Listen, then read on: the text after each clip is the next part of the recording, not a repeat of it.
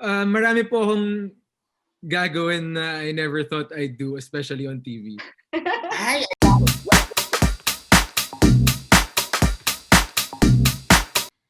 hi, Pepsters! Welcome sa ating online show, ang PEP Exclusives. I'm Jimpy. And I'm Rachelle. Makakasama natin ngayon ang isa sa mga hosts ng bagong aabangang Sunday variety show sa TV5, ang Sunday Noontime Live. Walang iba kundi ang napakagwapong si Jake Ejercito. Yan, first time on PEP Exclusives. Yes. Hi, Jake.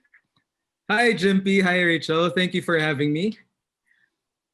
Yes, okay. Grabe, first time to, Jimpy, na may interview natin si Jake. And for sure, ang mga Pepsters, maraming excited kasi parang, di ba, parang for so many years, you've been very low-key in terms of Correct. That's right. private life, ganyan. Tapos finally, biglang, wow, Eto mag-showbiz na. ka. Actually, medyo nagulat din ako.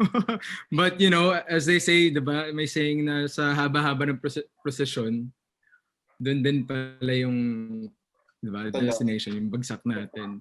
So exciting times, exciting times. Ayan, dahil dyan, pag-usapan na natin, of course, your new show, na ang tinatawag natin Sunday Noontime Live. So parang surprise ito, no? Kasi paunti-unti ang reveal, di ba? Tapos biglang kasama ka pala. So, kamusta lang? Paano nangyari na ito ang magiging first regular show mo talaga? Actually, the offer came as a surprise to me as well. Kasi, I mean, considering yung mga co-host ko, diba nandiyan syempre si Mr. Piolo Pascual, si Catriona Gray, Miss Maha Salvador, and Donnie Pangilinan. I mean, I have to admit, ako yung least experienced sa lahat when it comes to, especially, you know, being a part of a musical variety show. Pero, you know, it's a challenge for me. And it's a challenge that I'm willing to take on. So, excited ka? Ay, sorry. Hindi, excited ka kasi Yeah, very excited. Very excited. Okay. Siguro can you share with us kung parang kasi very recent lang na-announce itong show na to, parang wow, ang bilis na mount. Paano sa'yo in-offer and ano yung reaction mo na can I do this? Ganyan na ano ba, parang meron ka bang, parang paano yung naging decision making mo na yes, go tayo dito? Well, yun, as I said, it was really a surprise when the offer came. Pero you know, given na si Mr. M naman yung director, and we all know who Mr. M is, he's very experienced, diba? Napakagaling na director. And it's, you know, we're in good hands. Nandiyan yung, syempre yung Bright Light Productions and Cornerstone. I guess I just gave my complete trust to them. And, you know, I've started preparing for what will happen. Ayun na nga, yun ang next question. Paano ang ginagawa mo preparations ngayon? Well, actually, kung pwede nga lang mag-physical workshops, gagawin ko kasi lang, you know, given this situation with the pandemic, hindi pwede. So, sa bahay lang, I try to, you know, observe other hosts, other shows. So far, yun pa lang. But, syempre, may rehearsals din naman yan. And I'm also looking forward to learning from my co-host, of course, mga kasama ko sa show. First time mo ba sila lahat na parang sorry, nagkasalubong tayo. Pero first time mo sila lahat na parang makaka-work or makakasama, kunyari kahit sa mga dating engagements ba, hindi pa kayo nagkakasama? Well, we already met a week ago for yung photo shoot namin. Pero si Ate Madge, yung na-meet ko prior to that. The rest, first time ko lang ma-meet last week. Opo. So how was it? Well, to be honest, it was very intimidating, di ba? Para sa isang baguhan, to be with, you know, such a talented, you know, pool of artists. Humbling experience also, but, you know, they made me feel comfortable din naman.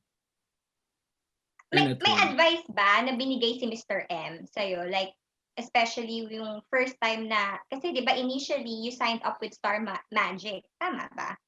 Oo. Yes, I haven't signed actually, but yeah, I'm with Star Magic. I'm with Star Magic. Oh, okay, haven't signed Yeah. yet. Pero, Yes. so, or siguro bago na yung usapan na yun, yung agreement ninyo na you'd be with Star Magic, paano nangyari yun? Paano mo ikaw, may nagtanong ba sa'yo na gusto mo bang mag-artista na would you like to try this for a change, ganyan? Well, it's actually a really, really long story. I mean, it started when I was a kid, given that both my parents were actors before. So, syempre, and my mom used to produce shows as well. So, growing up talagang na kinalakihan ko na yung being on the set, both parents, maraming mga kaibigan na artista. So, I guess it was a childhood dream. But growing up, talagang yung parents namin, education first. So they wanted us to finish our studies, kami magkakapatid. So talagang kahit commercials, bawal namin gawin. Although may offers. And then eventually dumating yung offer with Eat Bulaga, which I did a few years back. So parang dun lang na-rekindle ulit yung childhood dream ko nga. And then yun nga, pero it was, the timing was never right kasi I was still based abroad studying nung dumating yung Eat Bulaga. So, hindi ko siya natuloy-tuloy. And then recently, when, yun nga, based na ako dito, and syempre I wanted also to make up for lost time with Ellie. But right now, I feel that everything's in the right place. I've found the right balance with fatherhood, with work. So parang nag-decide ako early this year to try something new naman. And that's to enter the industry. Anong reaction ng parents mo when you said na you'd like to try showbiz? Parang, but this time, they let me be na. They were very encouraging naman and supportive. Parang, I'm of age na rin. I'm already 30 and siguro nakita nga nila na maayos na lahat for me. So yeah, they just let me be. Tapos ganito ang iyong first show na nakakatuwa.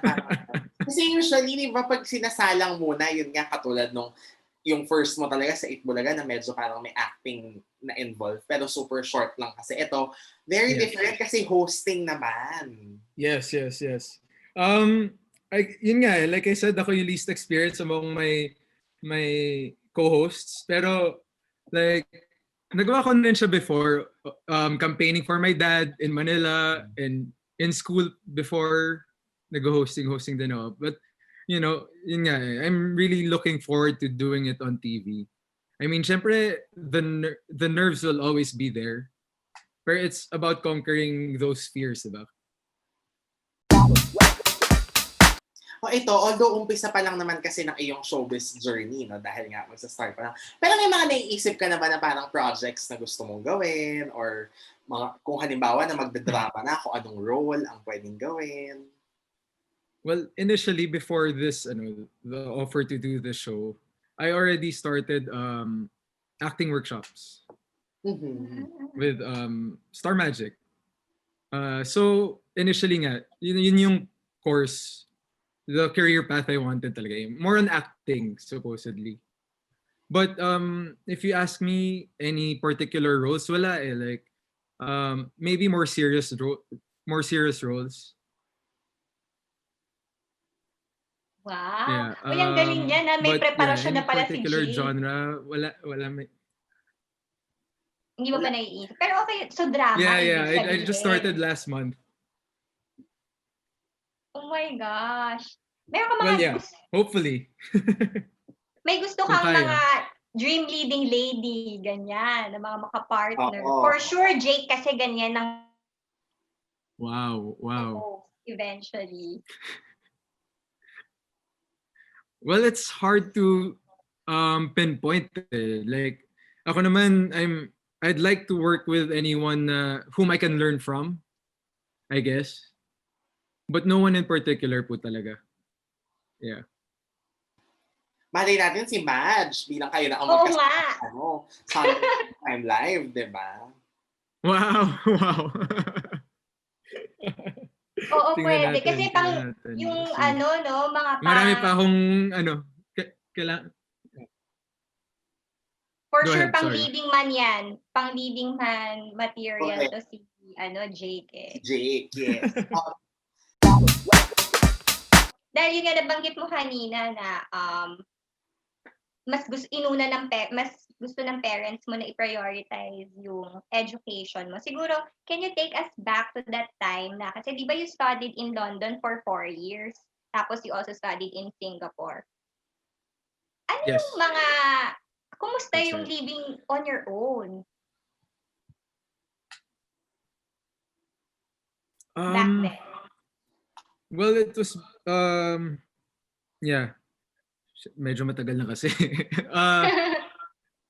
Syempre, it was, actually, it was a surreal experience kasi syempre, considering na dito sa Manila, syempre, I grew up may yaya, di ba? May mga kasambahay. Mhm. Lahat ginagawa for you. So, at 18, bigla akong pinadala sa napakalayong bansa pa, di ba? Hindi siya yung Hong Kong lang or medyo malayo. So, talagang naging independent ako, which is a good thing.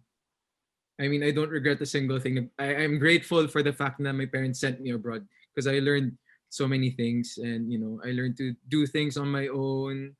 And syempre, nandun na rin yung downside of it na battling homesickness. So yun yung mga memorable na bumabalik sa akin ngayon thinking about it. Sa London, kumusta yung experience mo But yeah, doon na, what did you study nung college sa London? in London I studied politics. Okay. Yeah. And then, But yeah, I forgot to say na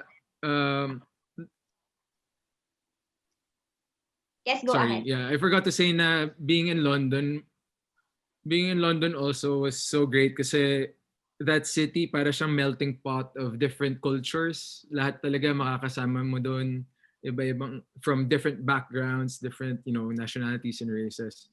So talagang lumawak yung understanding ko of the world basically. Yeah.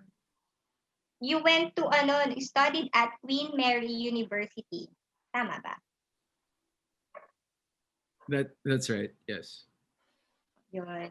Hindi ka nga din ata na, I mean, kahit na homesick ka, parang there were times ata na your friends and even your family get to visit you in London eh, di ba? Tapos ikaw yung parang nagtutour sa kanila kapag bumibisita sila doon. But very rarely. Siguro, yung family siguro like once or twice over the duration of the 4 years. Mm-hmm. Yeah, so talagang malungkot talaga like considering yung kasi doon pag winter 4 PM pa lang wala ng araw. Tapos ang lamig-lamig, tapos ikaw lang mag-isa. Mahirap talaga siya. Saan ang favorite places mo doon? Sa London. Oo. Wow. My favorite spot, my go-to spot there would be Primrose Hill sa may Regent's Park siya. Doon ako soul searching. And when I have, pag binibisita ako ng mga friends ko, that's where I take them also. Kasi it's a hill inside the park. So nature siya, but then meron siyang view of the skyline of London. City. Ang galing. So that would be my favorite spot. Tapos, Yeah. ano usually favorite, kapag nag-aaral ka, ano yung mga favorite na ginagawa mo na parang pang downtime? Downtime. Back then kasi wala pang Zoom eh. So it was about Skyping, keeping in touch with family and friends talaga. I mean, talagang when I experienced yung homesickness, it really hit me hard. Talagang nahirapan ako. Marami kang friends dito back downtime would be just walking around. Yeah, yung high school friends, high school barkada, sila yung mga laging kausap ko that time, which was also hard kasi I think may 8-hour time difference. Mhm. So ang hirap din talaga. Parang gano'n ka often bumabalik sa Pilipinas? Parang Okay. tuwing kailan yung visit mo, gano'n? Back then, when I was based in London, mga once or twice a year, usually Ah, during the Christmas break. Kasi in our family, talagang importante yung na we're all together during Christmas. so madalang din pala. Game page. Pero ito, Jimpy, bukod dyan sa kanyang London experience Yeah. ng college, sa Singapore ay nag-master's degree. Kaya nga, grabe. At graduate siya with honors noong 2018, Your sister and your brother were definitely very proud of you and your parents. Yun naman. Siguro, can you take us back to that moment naman na dun ka sa Singapore nag-aral? Well, yeah, Singapore naman was a completely different story kasi medyo mas malapit na siya. So it was easier for me, and at the same time, I was already used to being based abroad. Ano And mga sa favorite mo Singapore, na ginagawa doon? mas marami ring mga kababayan natin. Mhm. Sa Singapore, to eat, basically. Kasi grabe yung food sa Singapore eh. 'Di ba? May yung chili crab, 'di ba? Mga ganun. Yung Hainanese chicken. So medyo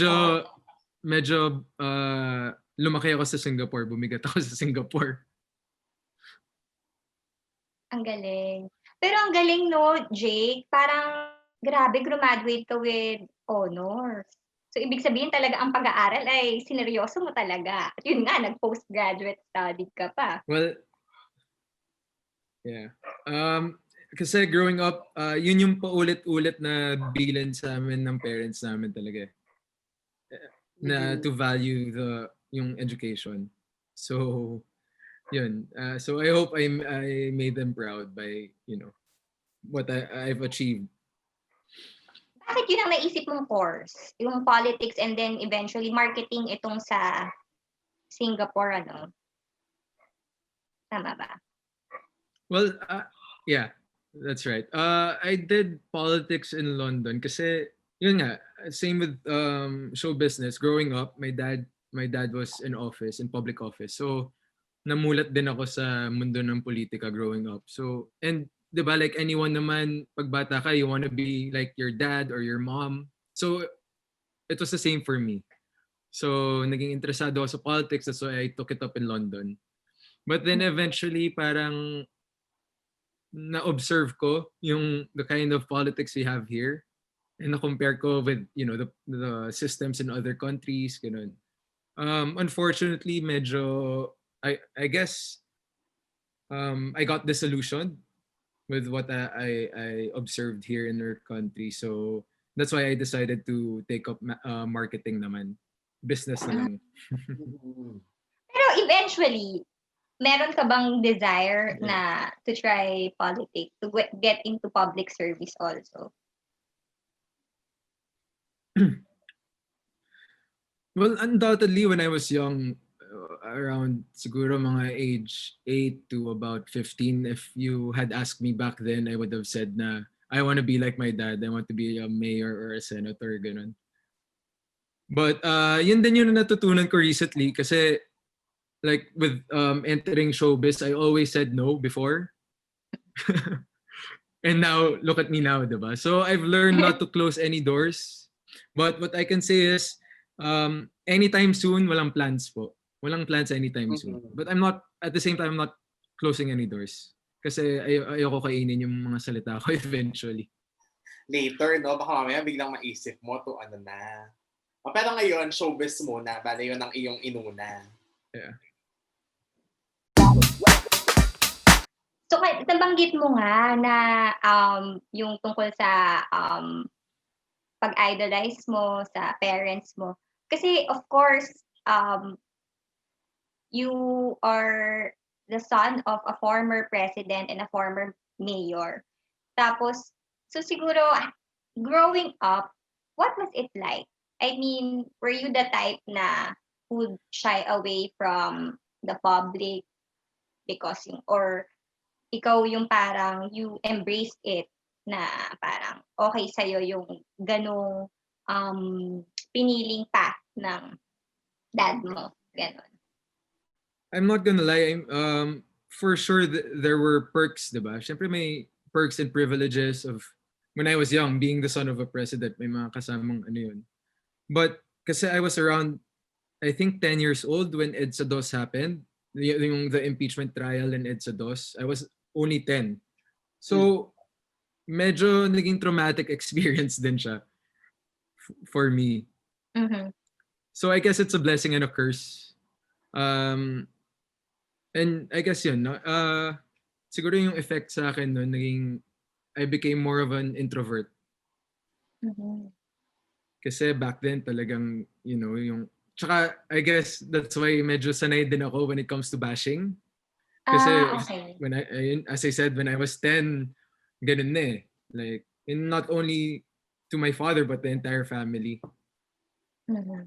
Pero ang galing, Jake, ha? Kasi you were also the type na, like, hindi naman siguro palagi, pero kapag may mga important issues, talagang you also say your opinion sa social media kasi you're active on Twitter naman, as we all know. Yeah, siguro doon na lumalabas yung pagiging ano ko, yung politics student ko. Like, I try my best not to say anything kasi syempre ayokong may magalit or may ma-offend, di ba? But there are times kasi na you just can't help it na you just wanna voice it out kahit paano. Mm-hmm. Pero very minimal lang naman, very minimal.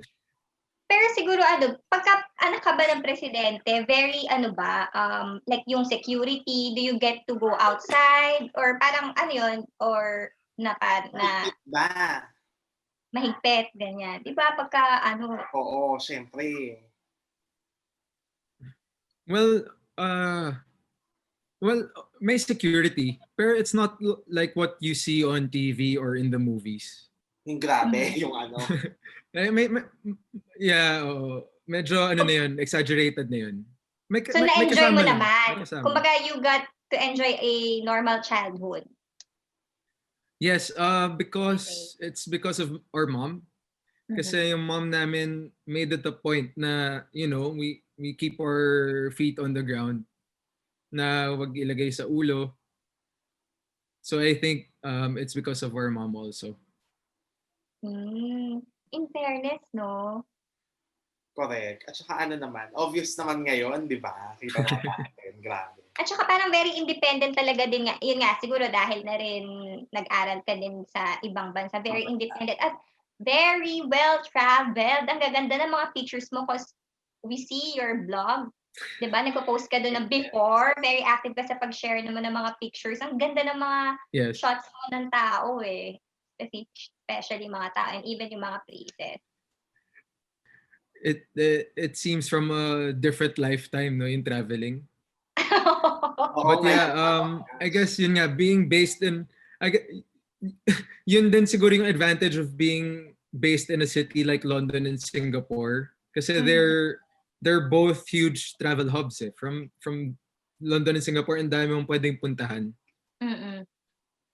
So kaya siguro ako na, you know, that's why the travel bug bit me hard. I think, alam mo Jake, yung parang all these experiences that you've got will surely help you sa hosting kasi you've been exposed to a lot of people, a lot of cultures, diba?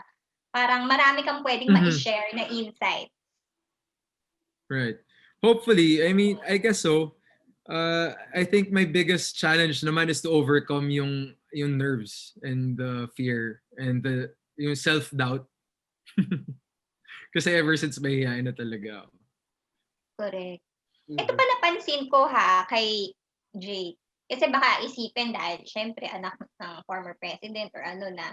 Pero yung mga ibang mga travels mo, like even dito sa Philippines, talagang yung, alam mo yun, ang galing mo na mag-chill. Feeling ko magaling siyang makibagay sa mga tao. Siguro, ang galing eh. Na, tapos kahit yung mga, alam mo yung mga tourist spots na hindi masyadong napupuntahan dito, like halimbawa sa mga Nueva Ecija, ganyan, yung may pinuntahan kayo na parang mga falls or lake doon. And yung sa nagma-mountain climbing kayo ng mga friends mo dun sa Rizal ba yun? Or Taytay? Pero sa Geo Reserve, sa parang ganyan. Yung may mga, that was like 2016.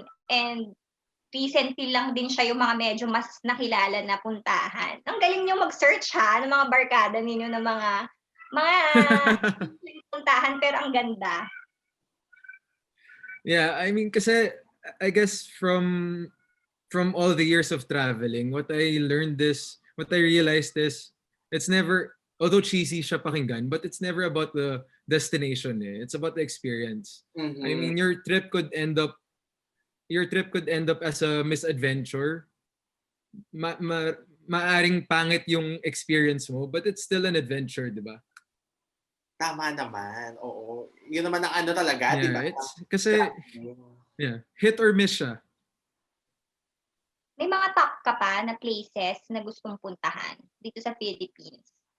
Kung pwede na, dahil pandemic.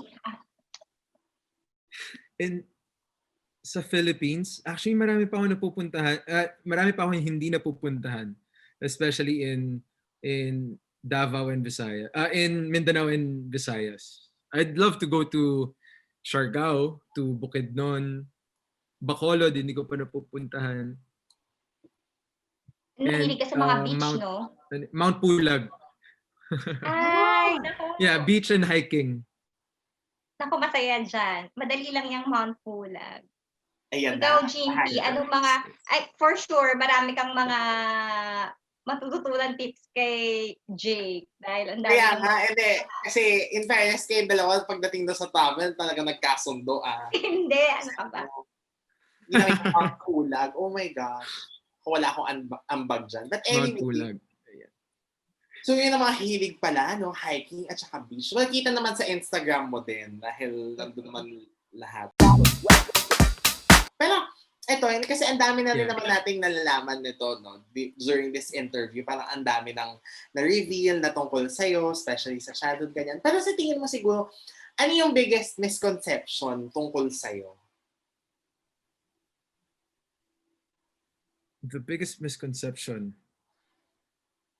I guess marami ako nababasa na they think na I'm mayabang. Mm-hmm. Mayabang and for lack of a better term, konyo. Ayan. Sige, ngayon mo klaruhin yan. Jake. No, kasi growing up, as I said, I was exposed to the worlds of showbiz and politics. So marami talagang nakasama from, people from different walks of life. And especially, I've been very active every time na may campaign yung dad ko. So talagang, ang layo ko from a konyo, a typical konyo kid, rich kid. No, that's not me. Ayan. Kasi, siguro alam mo, Jake, baka siguro naiisip din minsan ng iba yon dahil, yun nga, hindi ka naman nga showbiz talaga sumabak at a young age. Kumbaga, hindi ka naman nakikita na, or nakakasalamuha na mas madalas. At siguro ngayon, ito na yung chance na mas makikita ka nila on TV how you are, more or less, di ba, as a person, na machika, ganyan, at very chill lang. Yeah, I guess that's the right word. Chill lang talaga. Chill lang. I mean, I could talk to everyone and anyone. Mahihain lang at the beginning, pero kailangan lang mag-warm up. Warm up. Yun. Pero kahit kasi nung umpisa, sabi mo na parang low-key ka naman, di ba? Na parang hindi naman talaga super, dahil hindi ka naman nga agad ng artista. Pero anong feeling mo? Kasi syempre kahit even before ka, kahit bago pa Itbulaga, di ba? Yung parang ang dami mo ng followers, ang dami ng nai-influence under you, ganyan. Kasi dahil pina-follow ka nila sa social media. Syempre, it was unexpected, to be honest. Kasi I was based abroad, diba? Mm-hmm. But at the same time, I guess it also taught me how to be responsible with what I post. Yun din, malaking factor din yun. And, to be careful of what I tweet. Diyan na nagsimula yun eh, diba? Syempre, kasama yan. In a way, oo nga. At saka kasi yung mga hilig niya, alam mo yung mga very, yung mga, for sure marami makaka-relate na mga millennial kasi nga traveling, tapos may hilig ka din sa music, di ba sa mga concerts, lagi kang alam mo yung mga concerts, ito mga bagong mga music, nandoon ka eh. Alam natin yan, nakikita natin yun sa mga PEP spotted natin. Correct, oo nga. Yeah. Ano Lagi mga niyo ako favorite? nahuhuli. Diba? Ano favorite mo? I think nakita kita huli ata sa Llanes pa eh. Llanes concert. Llanes, yeah. Pero ikaw, Favorite ano in yung terms mga of favorite music? music mo? Oo, ngayon. Nasa playlist mo. I'm the type na I could listen to any genre, to be honest. Parang I love listening to the music of Motown, mga James Brown, Michael Jackson. I could listen to Pinoy rap. I could listen to, artists like Lainey, Coldplay, mga ganun. So wala akong any favorite genre in particular. Mm-hmm. Wala Medyo ka wide ngayon yung yung mga preference ko playlist. in terms of music. Yung go-to playlist, like ngayon, mga quarantine playlist, ganyan. Charot. Quarantine playlist. Actually, meron. Meron akong public playlist on my Spotify. Ano mga Pero kanta yan? yun nga, mix pa. siya eh. May Michael Jackson, tapos may Drake, may Kanye. Mix siya, may hip-hop and old school. Ayan. Yeah. So yung mga ganun na mga type ni Jake, talagang madali siyang makarelate ng mga ka-age na kaya talaga, ng mga millennials. So, talaga parang kahit na indirectly, nagiging influencer ka in a way. Siguro, Wow. dahil ayun. So yun na, doon natin maaano yan sa Sunday Noontime Live. Kaya perfect din siya eh. Kasi alam mo yung mga interest niya talaga, may dun sa na music pala. So baka yun, no? Dahil yun ang nakaka-excite naman kung ano ang segment siguro na maa-assign sa'yo, no? Correct. Kasi kakanta kaya ito at sasayaw sa Sunday Noontime Live, si Jake?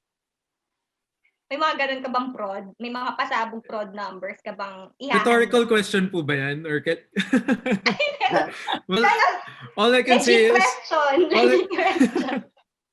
Legit question. I guess,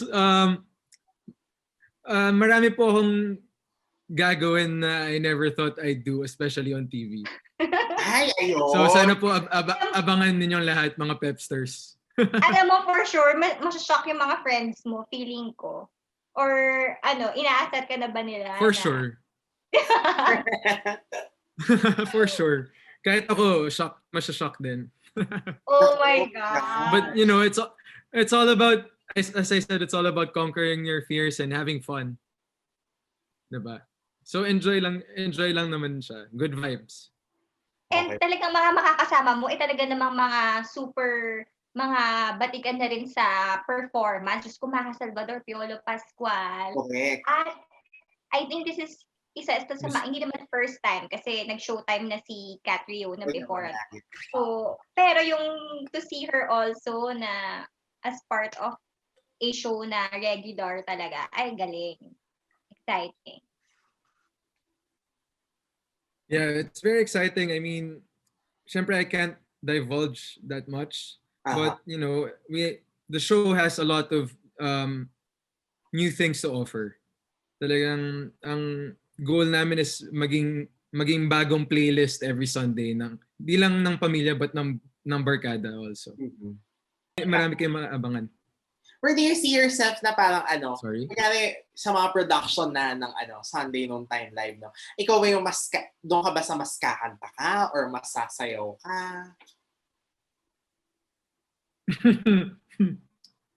Where do I see myself? Both. Yeah. Nax. Confidence. I love the confidence. Siyempre kailangan mo yung confident, diba?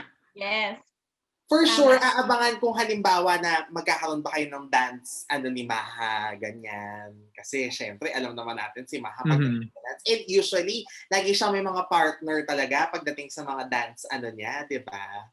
Showdown to. Oh my gosh. So baka ikaw ang bagong partner. Yan yung mga dapat abangan ng ating mga pepsters. Tingnan po natin.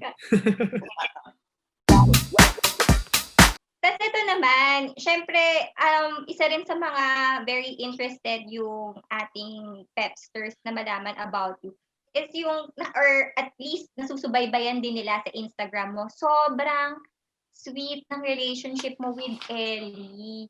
Siguro, paano yun na ang galing? Ever since ever since na makikita na talagang yung bonding ninyo nung mula ng pagkabata niya hanggang sa ngayon, parang hindi talaga nawala. Iba yung pagmamahal mo sa kanya. Yeah. I guess to begin with kasi, mahilig talaga ako sa bata. To begin with. And yun nga, considering everything that happened in the past, diba? Lahat ng nangyari sa amin. And I was still based abroad that time. Talagang by the time I got back here, I made it a point to make up for lost time na makabawi kay Ellie. So yun, ginagawa ko talaga lahat. I try to spoil her, but not too much. Kaya yun, every time she's with me, talagang I make sure na we have fun. At saka meron kayong mga parang annual thing na traveling ata. Tama ba? Or baka nga hindi annual yun kasi Yes. diba? Na parang date time ninyo na dalawa. Actually, for the past siguro mga 3 birthdays na of Ellie, talagang nagte-travel kami to a local destination. So we've been to Dumaguete, to Rojas, Siquijor. So ano favorite yun? maudlot ngayon, birthday niya this coming November. Ano mga favorite ninyo ano yung mga favorite activities mo na na-introduce mo sa kanya? Yung mga for sure sa beach, ganyan. Ang hirap mamili kasi whenever I'm with Ellie, parang enjoy lahat eh. And yun din yung difficult thing about her. Pag tinanong mo siya, parang lagi niyang nagugustuhan yung isang place. Gusto niyang balik-balikan every year. Ay, ang galing. Nabanggit mo nga yan before sa mga Instagram posts mo na talagang mahilig siya na sa Rojas ba yun? Or something na laging pinupunta. Balik-balikan. Rojas or Bohol. So, ayaw niya na mag-explore ng ibang destinations. Kasi ano gusto niyang gawin? Pasyal, beach, swimming? More on swimming as of now. More of swimming. Ang tinatry ko introduce sa kanya is to learn about the local culture, to go to the historical sites. So doon medyo pinipilit ko pa sa kanya yun. Medyo nabobore pa siya syempre at her age. Gusto niya nasa pool lang, nasa beach. Siguro ang galing lang na nabanggit mo nga kanina na there was a point talaga na para ang hirap ng setup. But now, looking at you guys, maraming mga napapahanga kasi even if unconventional yung setup, parang you still get to co-parent na sobrang maayos ni Andy. Well, yes. I get to read the comments about, yung setup nga namin and how we're doing nowadays.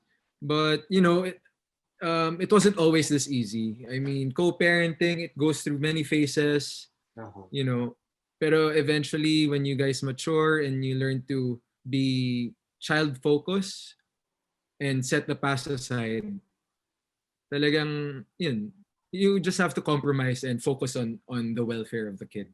And that's what we did. So anong And ano that's what nun, we're doing. malaking bagay ba yun na, malaking ano ba yun, siguro magandang development in terms of you being more at peace with your life, na parang everything has fallen in its right place. Yes, very much.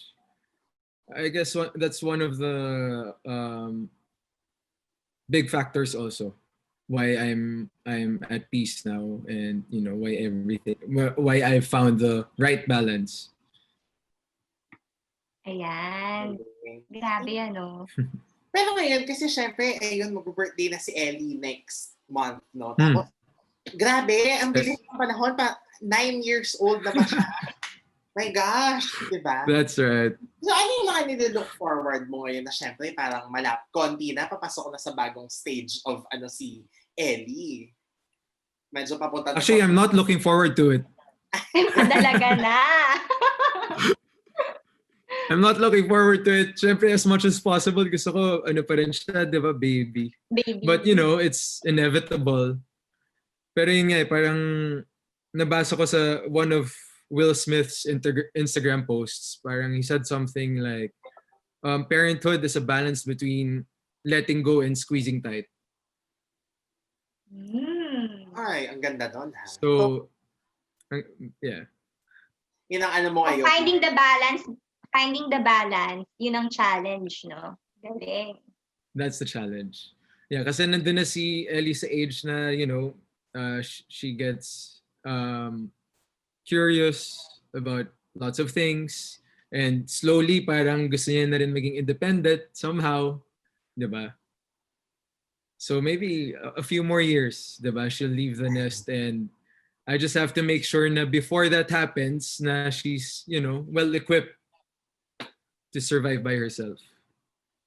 Correct. Di bali naman kasi di ba yung kanina na kwento mo na paulit-ulit ang pinupuntahan nyo tapos gusto mo na siyang i-expose sa mga cultural places. Kaya, so pwede na yun kasi tatanda na siya, di ba? Yeah. Dahan-dahan lang, huwag tayo magmadali, di ba? Correct. Enjoy lang. Pero ito, bago tayo mag-move on sa ating only in PEP, Jimpy, siguro tanong ko muna kay Jake, kumusta yung quarantine experience mo? I mean, how did you spend itong past 6 months or so na we were on lockdown? Well, I think just like everyone else, when it began talagang, it was a shock to the system. Diba? Parang may halong fear, may halong panic, kanya-kanyang modes of survival. But eventually, you get the hang of it, nasanay na rin. But, I still always keep in mind na it's not a vacation. I mean, I'm lucky to be at home, to be with loved ones, to be safe and healthy. Pero kailangan din natin laging alalahanin na everyone's not in the same situation. So, one of the things then na ginawa namin ng lockdown is I helped start a fundraiser sa high school batch namin, and I made Ellie involved also. I involved Ellie, which was a good thing. At least nagigets niya yung kung paano tayo ngayon, 'di ba? Na marami rin nahihirapan. Not just because we're safe here at home. Okay na lahat. Ano yung fundraiser? Actually, it's just a fundraiser. Ito yung simula pa lang ng lockdown. So this was back when medyo nahihirapan pa mag-source ng PPEs for our medical workers. So my high school batchmates and Xavier and I, we raised funds to be able to source and donate to different medical establishments. Ooh, okay. So sumali si Ellie. Sa mga pag-pack? Yes. Ang galing. Sa pag-pack, yes. And she really enjoyed it. Okay yun ang galing, di ba? In fact, si Ellie naman parang mukhang very active kid. Alam mo yun? Marami siyang Actually, she's very active and she's very mature for her age as well. halata dun sa mga nakakatuwa yung pagka ganun, no? Bata pa lang na-expose na. Kasi diyan sila matututo na maging independent, ganyan, para hindi masyadong lost kapagka nasa real world na. Exactly. That's the goal. And so throughout high school and even nung elementary, sa Xavier ka din nag-aral, Jake? Yes. Grade school until high school. Xavier. Okay, tapos the college na sa ibang bansa. Okay. Ayan, Jimpy! Introduce mo ang Ito ba? ating Oh my days. Ito na ba yun? Yes. Pwede ka namang uminom muna ng water. Water muna ako ha. Water muna ako. So habang uminom si Jake, introduce na natin dahil ito na ang next round. Ito ang laging inaabangan niyo for sure. So sa mga nanonood ngayon, ito na ang mas challenging at mas exciting na segment natin, ang tinatawag nating Only in PEP.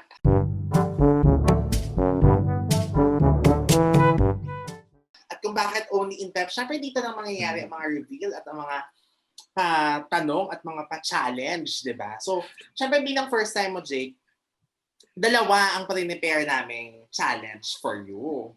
Kasi kailangan na, di ba? Para game na. Pero madadali lang naman itong mga challenge na ito. So, una na dito, lahat ng halos nag-PEP Exclusive at nag-PEP Live ay sumalang na dito. Ang tinatawag nating guilty or not guilty. So, bagong-bago. Sorry. Hindi. Ano naman to? So, meron 5 or more questions. So, kasi may mga slash at mga or. So, ibig sabihin, Pumili ka na lang dyan. Hindi. Lahatin na natin yan. Ay, sige. Okay. So, yun. So, Alright. sabi naman kung ikaw ay guilty or not guilty. At dito naman sa PEP ay binibigyan naman namin ng chance ang mga guests namin to defend themselves. So, Pwede ka naman Wow, magpaliwanag. pwede ka mag-explain, mag-justify. Ano ang nangyari. At kung hindi naman, i-force ka rin naman namin magkwento. So, magkwento na lang. Sorry. Hindi, okay. So, Jake, guilty or not guilty? Game ka na ba? Game. Let's do this. First question, madali lang. Very tame pa rin. Very tame lang. Guilty or not guilty? Cry after watching a movie. Not guilty. Ooh. Not So, guilty. hindi ka masyadong na-i-emote kapag nanonood ng mga drama, ganyan. Yeah, not so much. Parang I'm trying to remember kung kailan ako naiyak watching a film. Parang wala. Anong mga recent movies na napanood mo?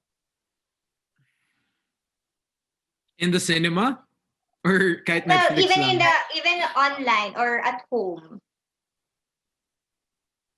I guess the most recent one would be Mulan. Mulan.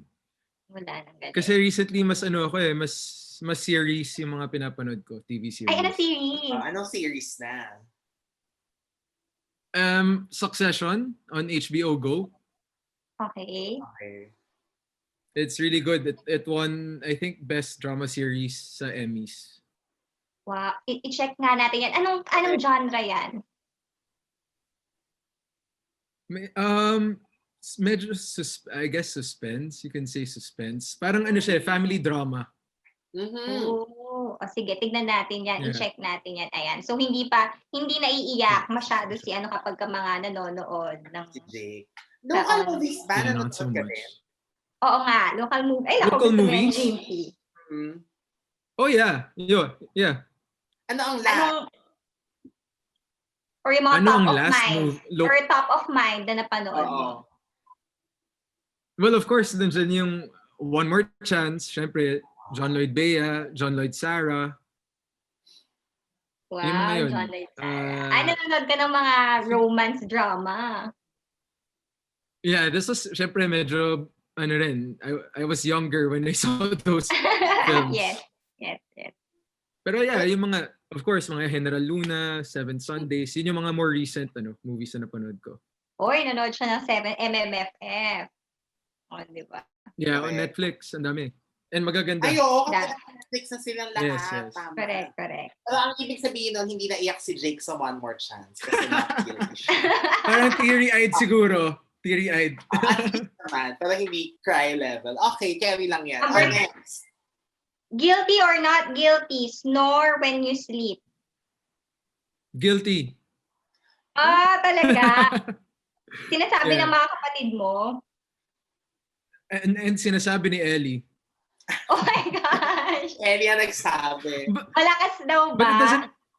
it doesn't happen all the time. I guess pag sobrang lang talaga, down and out, exhausted, that's when it happens. Mhm. Ayun Yun yung nga. mga times na nauuna ako matulog kay Ellie. Ay, okay. Yan ba yung mga kapag nasa Yeah. mga beach, ganyan, kasi maraming mga activities or kahit bahay lang? Yes. Oh, ayun. Minsan okay. kahit bahay, kapag pagod from work. ganun. Oo. Oh, Okay, ayun. Jimpy. To my Next. defense, it doesn't happen all the time. Oo nga, Okay. in fairness. Ayun naman. Pero may follow-up question yung snore when you sleep. Kasi Okay. guilty or not guilty, ano daw ba? Have you slept Slept naked. naked? Slept naked, as in completely naked? Completely naked. Ganon, oo. Or hindi naman siguro. Yung lang, papunta doon, gano'n. Papunta doon.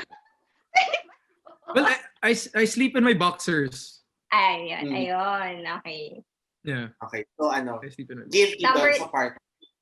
Yeah. Okay. Not guilty. Partly kasi guilty. kung completely naked, diba? Completely, okay. Anong weird naman yung completely, no?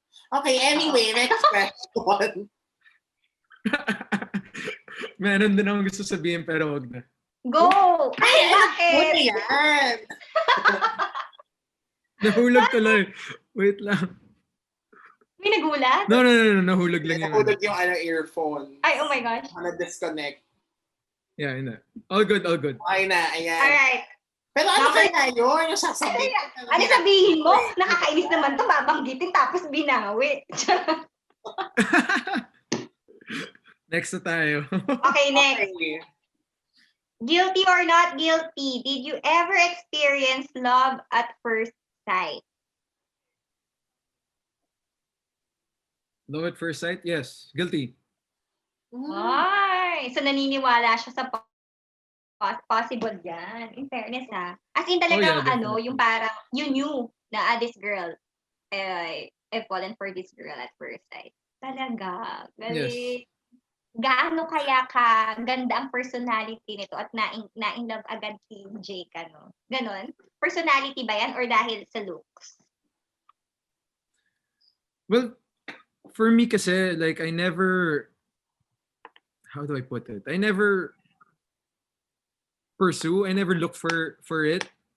I mean, love, for me, I believe it just happens.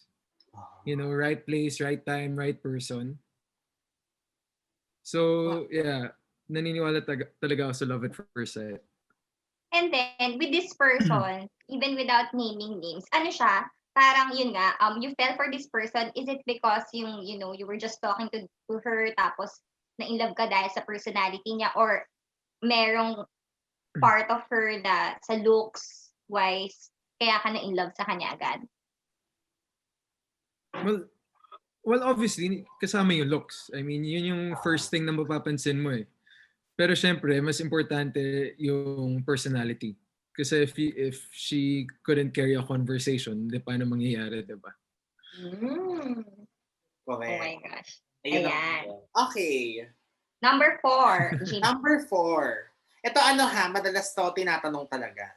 Hindi ko na rin matandaan kung ang mga sagot ba nila ay guilty or not guilty, kung sinong umamin at hindi. Pero ang tanong, ghosted a girl as a way to break up with her. So in short, ng Ghosted. Oo. Nang ghost ka ba? Ng ghost. Guilty. Natatawa siya. Guilty nga Guilty. daw. Oh my gosh. Okay. Dahil ka ng ghost, Jake. Ito na ang time to bilang No, but this happened like, how old? 13 na ako eh. This happened when I was like 18, 19, gano'n, 17.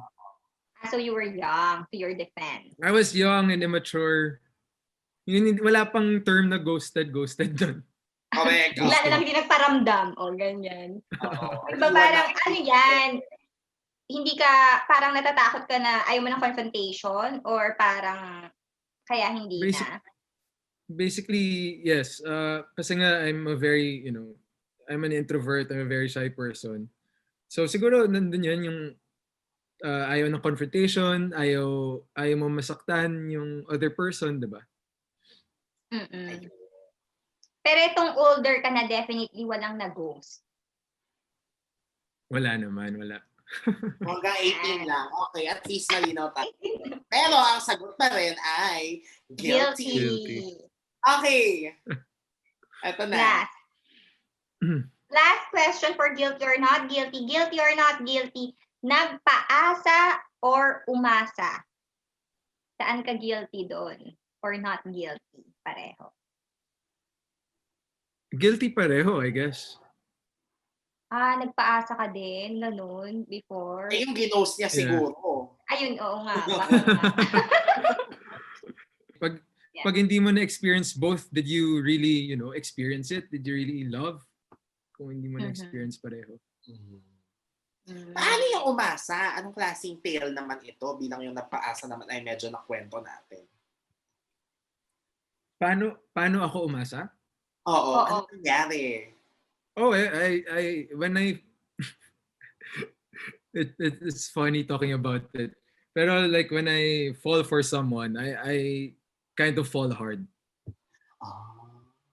Okay. Yeah, so I would do anything and everything to the point na medyo naging unhealthy na. Mm-hmm. Like how crazy was it? How crazy was it? There were times I'd fly from London to Manila para lang just to run after a girl. Parang random, yung wala sa plano, ano? Walang sa plano, yes. And without my parents knowing. Oh my gosh. Umuwi ka pala, gano'n. Okay. Oh my gosh. So, when you say na you fall hard, so talagang medyo pagdating sa pag-ibig, mas gumagana ang puso kaysa sa isip. Ganun ba? I guess so. You could say that. Diba? Kasi usually pag guys, medyo mas logical diba? Pero with Jake parang, in fairness kay Jake. Okay. Meron ka bang parang yung super tagal na niligawan tas walang nangyari? Na parang hindi ka sinagot, ganyan? Well, to be honest, yun nga, like I said kanina, I don't actively search for, someone or a romantic partner. So, hindi rin ako masyado yung type na nanliligaw eh. Like, usually nagsisimula from being friends, ganun. And then, dun okay. Yes. Dun yung parang gradual. Oo. Gradual, exactly, yeah. Galing. Kumbaga, or hindi man gradual kasi kung love at first sight nga yung mga before, parang more like, bigla na lang na, paano ba yun? Yung dahil meron kang na-feel na nag-swak kayo ng mga personality, ganyan. Yeah, you can say that. Yan, in fairness naman. Ayun naman, nalaman natin kay Jake sa guilty or not guilty na game natin. Pero hindi pa yun tapos. Sorry. Hindi pa ba? Hindi pa. Next game na. Ang next game natin, ang tinatawag. Mabilis lang to. Napakadali na lang naman ito, fast talk. Pero kahit fast talk, pwede ka naman magkwento kung meron. Pa rin. Kwento. May explanation pa rin. Kahit naman, it's up to you naman na kasi mga choices naman. Okay. Question. Okay, fast talk. Number 1. Coffee or soda? Coffee. Coffee. Beach or mountain climbing? Oh my day, seriously? Yan na, ang hirap agad, di ba? Kailangan mamili? Mamili ka na. Yung although alam natin pareho mong gusto. Yeah, I guess beach still. In fairness. Okay. Oh, ito. Sunrise or sunset? Ooh. Sunrise. Oh. Intellect or personality? Intellect. Okay. Maputi or morena? Wow. I guess maputi. Pero mahirap din yun, mahirap yun. Meron siyang ano. So, ibig sabihin, meron ka bang naging girlfriend na morena din? Or maputi lahat sila? Actually, parang wala magkakamukha sa kanila. Walang, Wala in terms kang of pattern. complexion, Oo. walang pattern. Walang pattern Yeah. sa looks. I'm not saying na ganun karami yung ano ko pero like, Ilan ba naging girlfriend mo, Jake? girlfriend, sobrang Na serious? konti lang. Like, one hand lang. Wala sa 5. Wala, so 5. Less. Diba? Hindi lang na. Less Okay. naman. Okay. Career or love life? Career or love life? Career. Mm. Career. So, ang ibig sabihin ba nun, kasi nakalimutan natin itanong kanina, no? Single ka ngayon. Yun ang meaning ba nun, ng career or love? Single? Oh, yeah, single. I've been single for quite a while now. Ayun. Happily. Happily, at least. Okay, next. Current favorite song? Ooh. James Brown, Get On Up. Tama ba? Get On Up. Yeah. Okay. Classic. Best way para maka-move on? Best way para maka-move on? Wow. Mauntog. Mauntog. Well, ano naman? Correct. Tama naman. At Ito. mo pumasa.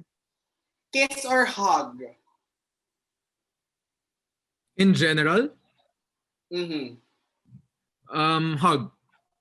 Mas mahal. Last. Mahal mo o mahal ka? Mahal ko. Mahal ko. In fairness. Kasi di ba sa pag-ibig naman, hindi naman sa sinusukat mo siya, pero naniniwala ka ba na meron yung mas nagmamahal ka? At kapag ka nasa isang relasyon, meron parang medyo mas nakakaangat kahit konti. Yung isa. I guess so.